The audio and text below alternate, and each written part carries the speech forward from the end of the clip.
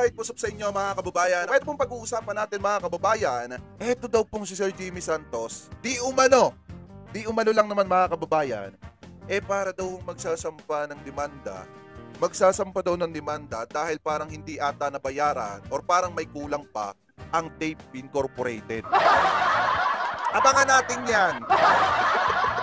Alawa po natin pag-uusapan dito po sa ating live stream na ito mga kababayan ay yung aksidenteng na ilaglag nitong si Buboy Villar, ito pong Tape Incorporated. Pero bago po natin pag-usapan yan ay nais ko po muna sabihin sa inyo na kung kayo po ay bago pa lamang po sa ating YouTube channel, hinihikayat ko po kayo na huwag nyo po sanang kalimutan na i-like itong live streaming natin na ito at huwag nyo na rin pong kalimutan na mag-subscribe sa ating YouTube channel. Hit nyo na rin po yung ating notification bell para lagi po kayong updated sa tuwing mag-upload po tayo or magla-live tayo ng mga ganitong klase ng issue or video. At gusto ko din po kayong batiin ng isang magandang umaga, tanghali, hapon, gabi, saan man sulok ng mundo kayo naroroon, mapa sa Pilipinas man po kayo or ibang bansa. Sana po ay nasa mabuti po kayong kalagayan at gabayan po kayo ng ating Panginoon. Mabuhay po kayong lahat. So eto na mga kababayan, punta na tayo sa topic natin. Ito, alam ko naman, alam na ninyo itong balitang ito at medyo late na tayo kung pag-uusapan natin ito. Pero gusto ko rin talakayin sa inyo kasi nga may naalala nga ako dito. Sabi dito, Jimmy pinaiyak si Bossing Vic sa EAT. Di nagpakabog kay Lucky or yung It's Your Lucky Day. So sabi dito, basahin natin. Hindi nagpahuli ang EAT ng TV5 sa pinag-uusapang star-studded pilot show ng It's Your Lucky Day na pansamantalang kapalit ng It's Showtime. Bonggang birthday celebration ni Joey De Leon ang pinantapat ng legit cover card sa show ni Luis Manzano. Sabi pa dito, dumalo sa celebration ang misis ni Joey na si Ellen Macapagal. Ang anak nilang, tama ba? Ellen Macapagal, ang anak nilang sina Jaco kasama si misis na si Jel. Jocas, Gio, pati si apong si Jacob, mga kababayan, yan po yung sabi dyan. Sabi pa dito, eto daw,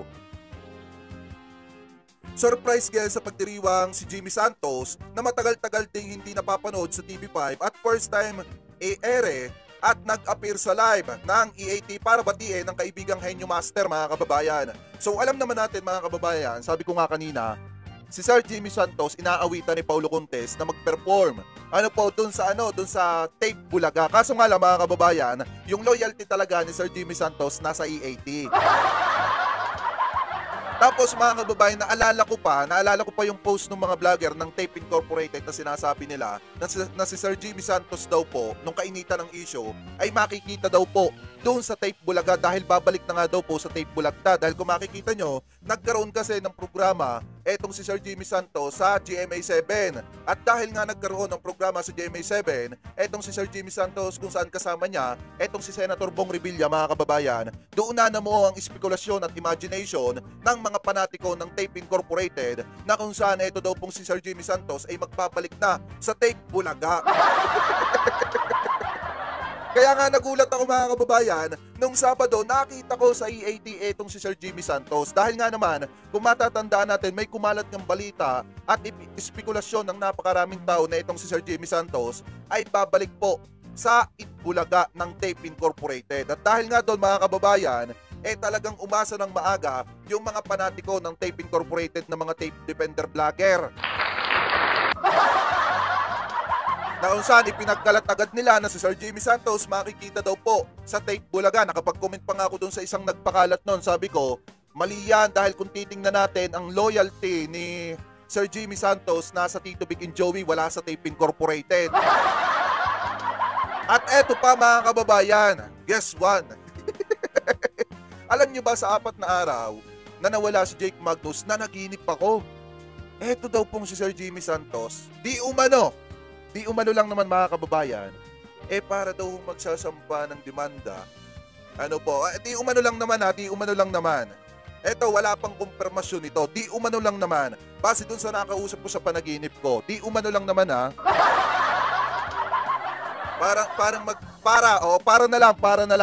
eto, di umano lang naman Abangan natin yan. Di umano pa lang naman yan. Abangan natin yan.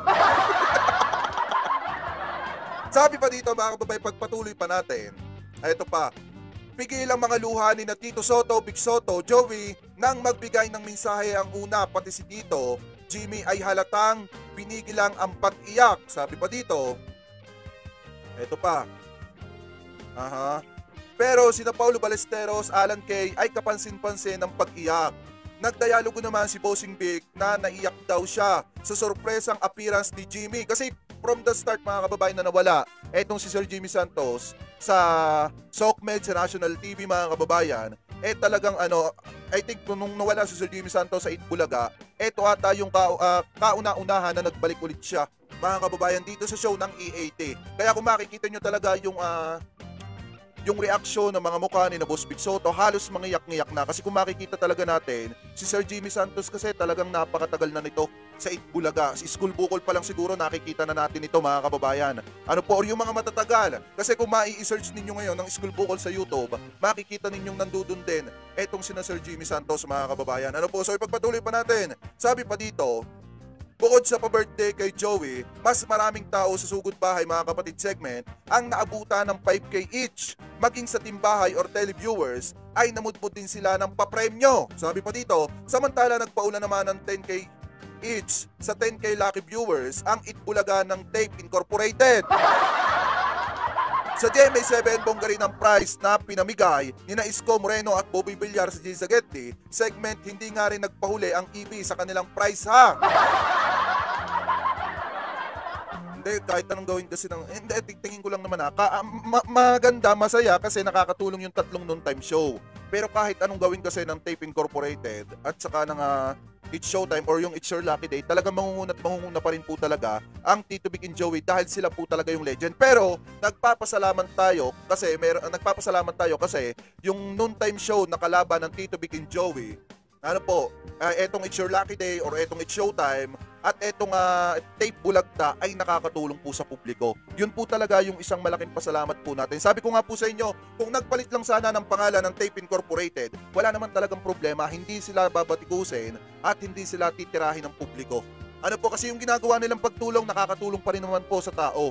Yung It's Your Lucky Day, ganun din naman po. Ang problema lang kasi sa Tape Incorporated, hindi sila nagpalit ng pangalan. Hindi sila marunong gumawa ng sarili nilang trademark. Ginawa pa nilang Kamkam. Yung kanilang ginagamit na pangalan ngayon, galing pa sa Kamkam. Diba? So sabi pa dito mga kababayan, ito daw, ang tanong, alin kaya sa tatlong noontime show ang tinututukan ng televiewers at netizen noong Saturday? Ani ni OG Narvaez Rodriguez mga kababayan. Alam niyo mga kababayan, meron pa nga akong spekulasyon dito. Di ba binubuo yung family tree nung AI? Siguro nakikita ko yung yaya ni Ellen doon. Baka yun baka si Ruby. Sana lang magbalik si Ma'am Ruby sa EAT mga kababayan, at sana magbalik unti-unti pa yung mga dating host ng Branded Night Bulaga, sana bumalik sa EAT paunti-unti. Kasi yun talaga yung inaabangan ko doon, ang makumpletong muli yung mga dating host ng Branded Night Bulaga. So kaya mga kababayan, ano po ang masasabi nyo dito? Eto na kaya mga kababayan, yung simula ng pagbabalik ni Sir Jimmy Santos dito po sa EAT. Ng katulad ng dati mga kababayan. So comment below na lamang po kung ano po masasabi at opinion nyo po, hingil po dito. So ngayon, punta naman po tayo sa last topic natin. Ito yung isang inaano ko talaga mga kababayan. Ito yung isa talagang tawa ako ng tawa kahit dun sa live ni Tol Chris Ulo kagabi. Natatawa talaga ako. Kasi mga kababayan, di ba ginigit ng Tape Incorporated na kanila yung Itbulaga, na matagal na may karapatan sila mag-celebrate ng 44 years anniversary kasi nga kanila yung Itbulaga. So ngayon mga kababayan, si Buboy aksidente na nahuli kam na sinasabing yung kanilang programa ngayon ay bagong Itbulaga. Diba? Kung talagang matagal na silang Itbulaga, bakit kailangan pa nilang ipagkalandakan sa mga taong nakakausap nila na sila yung bagong Itbulaga? So ito i-play po natin. Pwede po ba ako galing dito? Best mic. Boy. lang. Bakit wala yung Isko? Saglit lang.